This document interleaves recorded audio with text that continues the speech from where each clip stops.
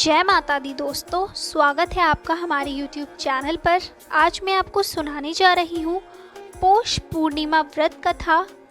हिंदू पंचांग के अनुसार आज भाद्रपद की पूर्णिमा तिथि है। इस दिन भगवान विष्णु की पूजा का विधान होता है। बहुत से लोग आज के दिन पूर्णिमा का व्रत करके भगवान सत्यनारायण की पूजा करते हैं।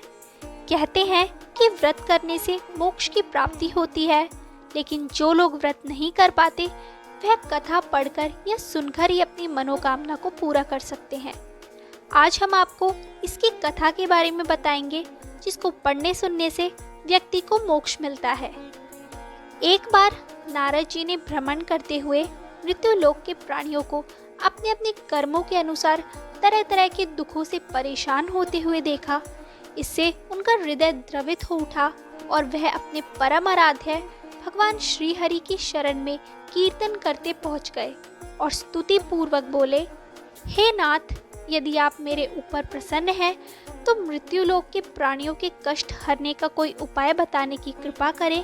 तब भगवान ने कहा, मुनिवर, तुमने विश्व कल्याण की भावना से बहुत सुंदर प्रश्न किया है। आज मैं तुम्हें ऐसा व्रत बताता हूँ जो स्वर्ग में भी दुर्लभ है और महान पुण्यदायक है तथा मोह के बंधन को काट देने वाला है, जिसका नाम है श्री सत्यनारायण व्रत। इस व्रत की कथा सुनने मात्र से ही सब दुख दूर हो जाते हैं और इसकी विधि विधान पूर्वक पूजन करने से मनुष्य सांसारिक सुखों को भोगकर परलोक में मोक्ष को प्राप्त करता है। तो आइए अब करते हैं व्रत कथा को प्रारंभ। काशीपुर नगर के एक गरीब ब्राह्मण को भिक्षा मांगते देखकर भगवान विष्णु स्वयं ही एक बूढ़े ब्राह्मण के रूप में उस निर्धन ब्राह्मण के पास गए और कहने लगे, हे विप्रे, श्री सत्यनारायण भगवान मनोवांछित फल देने वाले हैं। तुम उनका व्रत पूजन करो, जिसे करने से मनुष्य सब प्रकार के दुखों से मुक्त हो जाता है। इस व्रत में उपवास का भी अपना महत्व है, किंतु उपवास से मात्र भोजन न लेना ही नहीं समझना चाहिए। उपवास के समय हृदय में यह धारणा होनी चाहिए कि आज श्री सत्यनारायण भगवान हमारे पास विराजमान है, अतः अंदर व बाहर शुचिता बनाए रखनी चाहिए और श्रद्धा विश्वास पूर्वक भगवान का पूजन कर उनकी मंगलमय कथा का श्रवण करना चाहिए। श्री सत्यनारायण की कथा बताती है कि व्रत पूजन करने में मानव मात्र का समान अधिकार है, चाहे वह निर्धन, धनवान, राजा हो या व्यवसायी, ब्राह्मण हो या अन्य वर्ग, स्त्री हो या पुरुष। यही स्पष्ट करने के लिए इस कथा में निर्धन ब्राह्मण, गरीब लकड़हारा, राजा उल्कामुख, धनवान व्यवसायी, साधु वेश्य, उसकी पत्नी लीलावती, पुत्री कलावती, राजा तुंगध्वज एवं गोपगणों की कथा का समावेश किया गया है।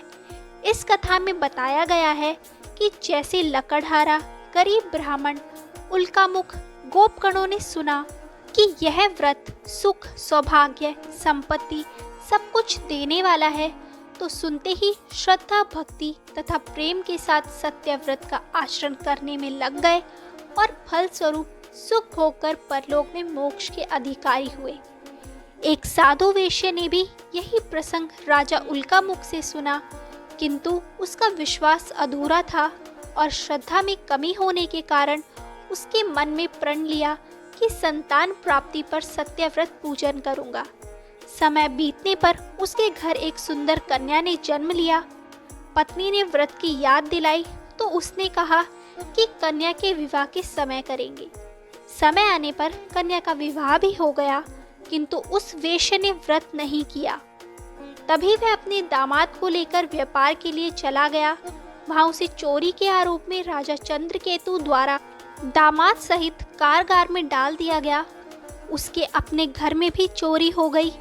पत्नी लीलावती और पुत्री कलावती भिक्षावृत्ति के लिए विवश हो गई। एक दिन कलावती ने किसी के घर श्री सत्यनारायण का पूजन होते देखा और घर आकर माँ को प्रसाद दिया। तब माँ ने अगले दिन श्रद्धा से व्रत पूजन कर भगवान से पति और दामाद के शीघ्र वापस आने का वरदान मांगा। श्रीहरि प्रसन्न हो गए और स्वप्न में राजा को कह दिया कि वह दोनों बंदियों को छोड़ दे, क्योंकि वह निर्दोष है। राजा ने अगली सुबह उनका धन धान्य तथा प्रचुर द्रव्य देकर उन्हें विदा किया। घर आकर पूर्णिमा और संक्रांति को सत्याव्रत का जीवन भर आयोजन करता रहा। परिणाम स्वरूप उसे सांसारिक सुख भोगकर मोक्ष प्राप्त हुआ। इसी प्रकार एक बार राजा तुंगध्वज ने वन में गोपगणों को श्री सत्यनारायण भगवान का पूजन करते देखा, किंतु अपने अभिमान की वजह से राजा न तो पूजा स्थल पर गया, न उसने दूर से ही प्रणाम किया और न ही गोपगणों द्वारा दिया प्रसाद ग्रहण किया। परिणाम यह हुआ कि राजा के पुत्र के धन धान्य अश्व गजादि सब नष्ट हो गए। राजा को फिर ये आभास हुआ कि विपत्ति का कारण सत्यदेव भगवान का निरादर है। तब उसे बहुत पश्चाताप हुआ। वह तुरंत वन में गया और गोपगणों को बुलाकर उसने सत्यनारायण भगवान की पूजा विधि पूछी और उसके बाद पूजा भी की। फिर उसने उनसे ही प्रसाद ग्रहण किया तथा घर आ गया।